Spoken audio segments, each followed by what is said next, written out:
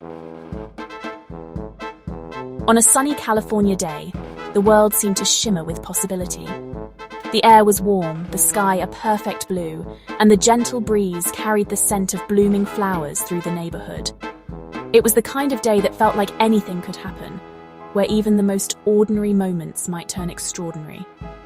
Amanda Stanton was enjoying a peaceful tea party with her daughters in their backyard garden, laughter bubbling up as they poured imaginary tea and nibbled on cookies. The sunlight danced across their faces, and for a moment, time seemed to slow down, wrapping them in a cocoon of happiness. Suddenly, out of nowhere, a giggling, rainbow-coloured rose appeared among the ordinary blooms. Its petals shimmered with every colour imaginable, sparkling as if dusted with magic. Amanda, ever the curious soul, leaned in closer to inspect this strange and beautiful flower.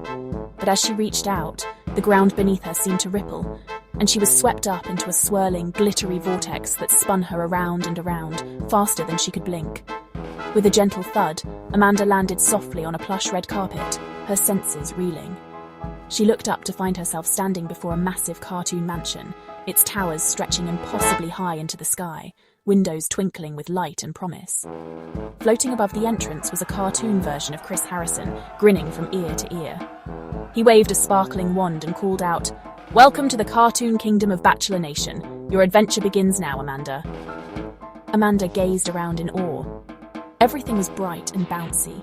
Trees with rose-shaped leaves swayed in the breeze, cupids giggled and swooped overhead, and the mansion's towers seemed to float among the clouds.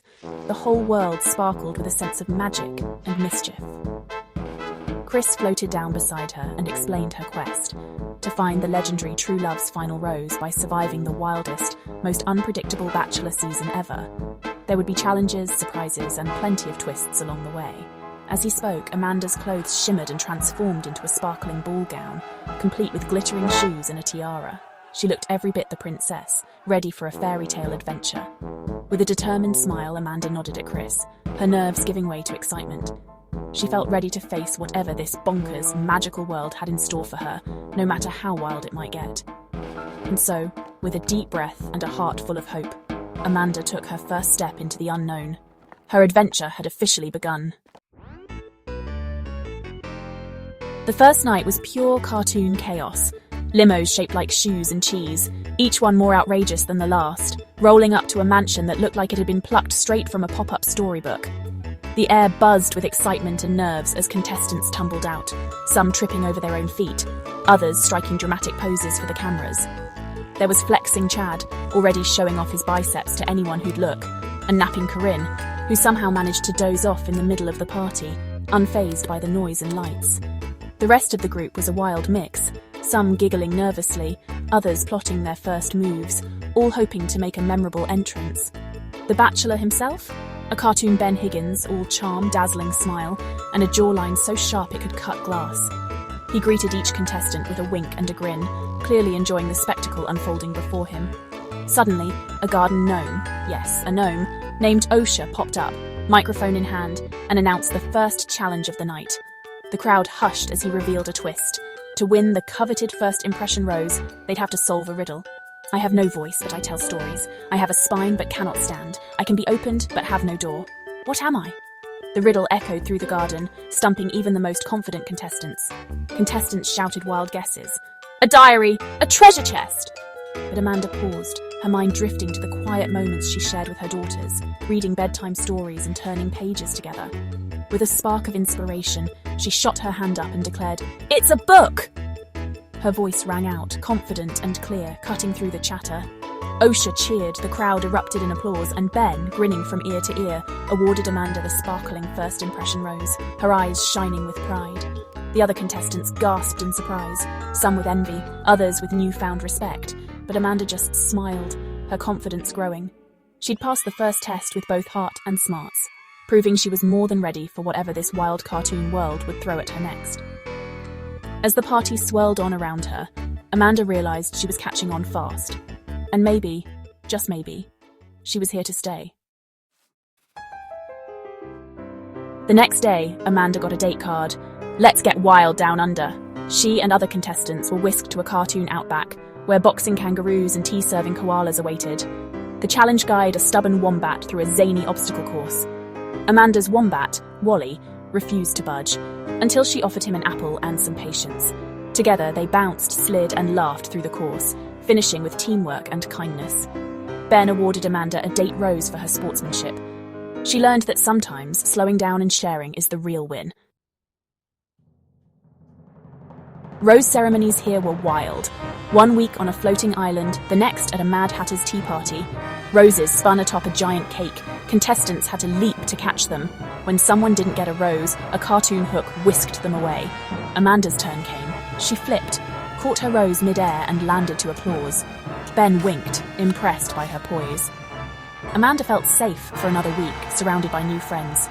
The real prize was the camaraderie and laughter along the way. Winning wasn't everything. Fun and friendship mattered more. The dreaded 2-on-1 date had finally arrived. Amanda versus cartoon Olivia, whose mouth seemed to grow wider with every boast and exaggerated story she told. The tension was thick in the air, and everyone knew this was a make-or-break moment. Both women were determined to win Ben's heart, but their approaches couldn't have been more different. They set off down the winding waters of Crocodile Creek, paddling past lush greenery and the occasional sunbathing reptile. The air was filled with laughter and the unexpected sound of top-hatted crocodiles singing barbershop tunes, adding a surreal twist to the already unusual date. Olivia couldn't stop talking, her voice echoing across the water as she tried to impress Ben with wild tales and constant chatter. Meanwhile, Amanda quietly soaked in the beauty around her, sharing gentle smiles with the crocs and making friends with the local wildlife, showing her genuine side. Suddenly their canoe tipped over, sending everyone splashing into the creek. Without hesitation, Amanda jumped into action, helping Olivia and the others back to safety. She even thanked a helpful crocodile who nudged their canoe back to shore, her kindness shining through in the chaos.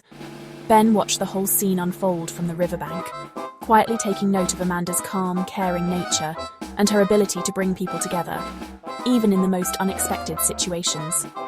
In the end, Ben made his decision.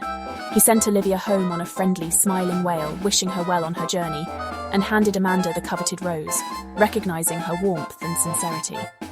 "You've got a heart of gold, Amanda. You're a true blue legend," Ben said, as Amanda's friends cheered and celebrated her well-deserved victory. Standing by the river, Amanda realized that being herself, kind, genuine, and a little adventurous, was her greatest strength all along. Sometimes, in a world full of competition, it's kindness and authenticity that truly win the day. After wild challenges, it was time for the final rose. Amanda and cartoon Jojo stood before Ben on a golden beach. Ben praised Amanda's heart, but chose Jojo.